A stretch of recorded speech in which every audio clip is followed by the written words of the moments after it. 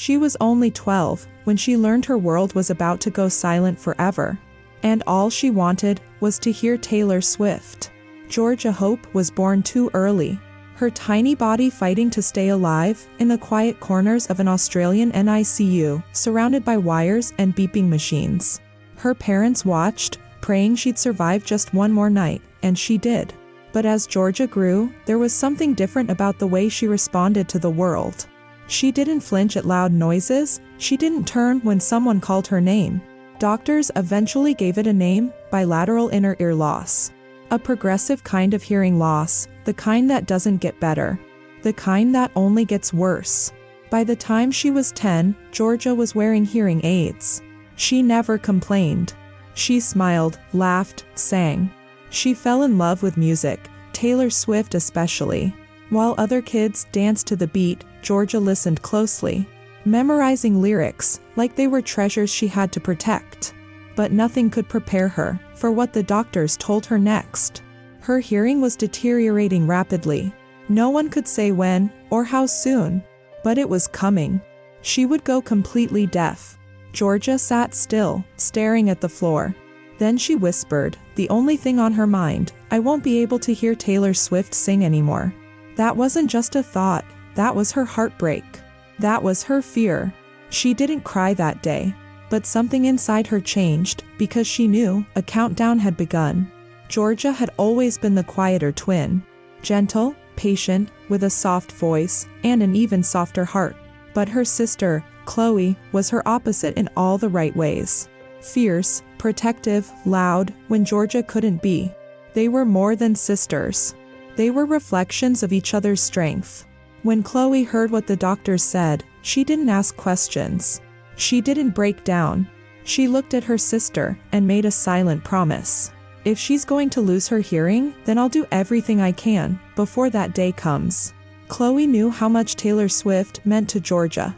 She created a Facebook page, a simple post with a photo of Georgia, and a heartfelt message that read, "My sister is going deaf.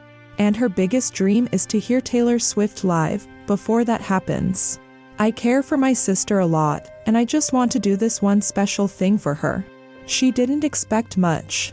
But within hours, it started to spread. Friends shared it, then strangers, then hundreds, then thousands. And somewhere, miles away, someone at a Sydney radio station saw it. And they didn't scroll past. Instead, they made a phone call, one that would change Georgia's life forever. Georgia had no idea what was happening behind the scenes. The radio station, Nova 96.9, had seen Chloe's post. And they didn't just want to tell the story, they wanted to finish it. A few phone calls were made. Schedules checked. Approvals whispered. And then, just days before Taylor Swift's concert in Sydney, Georgia and Chloe received a surprise they never saw coming. They weren't just going to the concert. They were going as VIP guests. A black car showed up at their door. Inside, 2 envelopes with their names. A full team had been arranged to give them the kind of night little girls only dream about. They were whisked away to a salon where stylists did their hair and makeup. They slipped into new dresses, chosen just for them. Bracelets, lip gloss, tiny heels. For a moment, Georgia didn't feel like a girl about to lose her hearing. She felt like a star. Still, she thought the surprise ended there. A good seat. A big concert.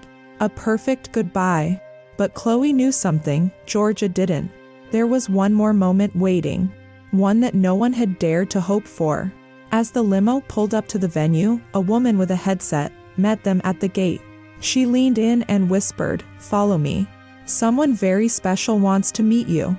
Georgia clutched her sister's hand. Her heart started to race. She had no idea who was waiting behind that backstage door. But in just a few more steps, she was about to find out. Then the staff member stopped, turned toward a plain door, and smiled. "She's right inside." The door opened slowly. And there, standing just a few feet away, was Taylor Swift. Dressed casually, with a soft smile, and her arms open wide. Taylor looked nothing like the global icon Georgia had seen on screen. She looked like a friend. Someone who had been waiting just for her. Georgia froze. Her breath caught. Then Taylor stepped forward and whispered, "Hi, Georgia. I'm so happy you're here." The little girl crumbled into her arms. No words, no explanations, just tears. Raw, honest, uncontrollable. Taylor held her like she'd known her forever. She knelt down, looked her in the eyes, and said, "I heard your story. And I wanted to make sure you got to hear me while you still could." They talked for a few minutes. Taylor gave her signed gifts, photos, hugs. Memories that words would never be enough to hold. And then, it was time.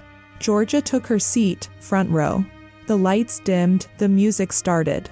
And for one night only, she wasn't the girl going deaf. She was the girl who danced, laughed, who sang every lyric, back to her hero. The concert ended, long after the final song was sung. But the music didn't last. Over the following months, her hearing continued to fade. No matter what happens, she keeps smiling. She keeps singing. Because that one night, that miracle of a night, gave Georgia more than just a concert. It gave her something no silence could ever take away. The feeling of being heard. And that was the true gift Taylor gave her. Taylor Swift didn't just meet a fan, she gave a little girl a moment that would echo in her heart forever. If Georgia's story moved you, don't forget to subscribe for more heartfelt stories like this.